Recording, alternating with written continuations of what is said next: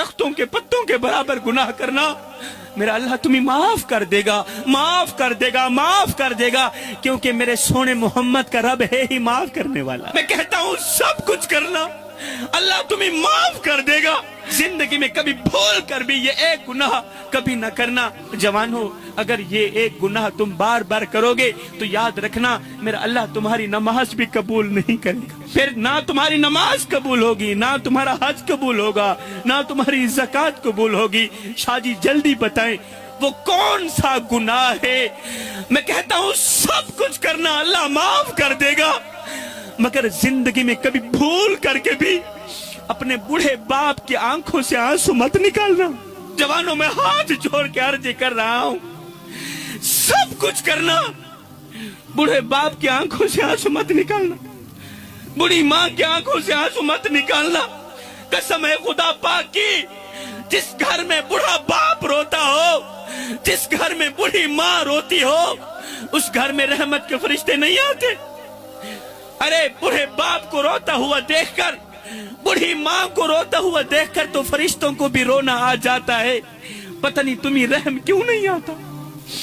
آج ماں مولوی کے پاس بیٹھی ہے، باپ پیر صاحب کے قدم دبا رہا ہے اور رو رو کے کہہ رہا ہے پیر صاحب کوئی تعویذ دو، کوئی دعا کرو، اللہ میری اولاد کو ہدایت دے دے۔ اولاد دکھ دیتی ہے، اولاد درد دیتی ہے، اولاد نے تو جینا حرام کر دیا، پوری پوری رات نیند نہیں آتی، دل بے قرار رہتا ہے، دل بے چین رہتا ہے۔ میں وہ کم بخت باپ ہوں کہ جو ساری زندگی کڑکتی دھوپ میں تتی ریت کے اوپر لکڑیاں چنتا رہا، دن رات محنت مزدوری کرتا رہا، اپنی چٹی داڑھی مٹی میں گھسیٹتا رہا کہ مجھے کچھ ملے نہ ملے، میرے بچوں کو روٹی کا ٹکڑا مل جائے۔ ہائے پیر صاحب میں نے اولاد کے لیے کیا کیا، اولاد نے میرے ساتھ کیا کیا۔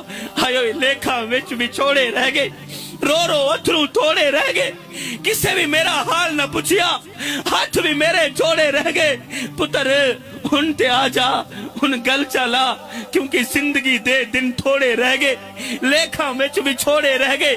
ہجر تیرا جے پانی منگے تے میں کھو نے ناندے کہنا، جی کر دے تینو کول بٹھا کے درد پرانے چھیڑا، لے او یار حوالے رب دے تے میلے 4 دناں دے، اس دن عید مبارک ہو سی جس دن پھر ملیں گے۔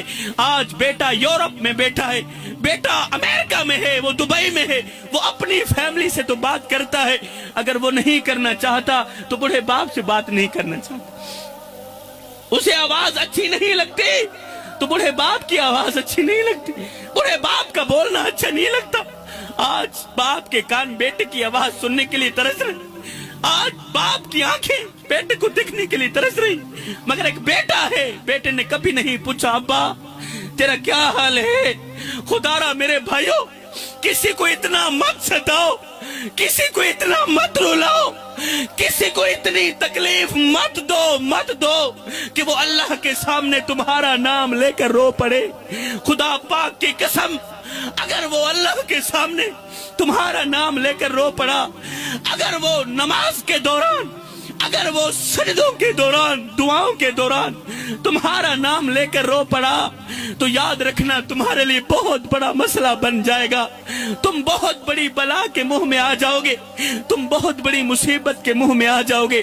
ہائیو جی میں کو آن روایا ہے ای میں مانگوں پل پل روز، ایک واری رو کے تھک پو سے ول دل ڈکسیا ول ول رو سے انہیں ڈکھڑے آن منڈیسیا کوئی تو لا کندیاں کو گل رو سے، بس شاکر فرق میں یاد دہے میں اج رو نہ تو کل رو سے۔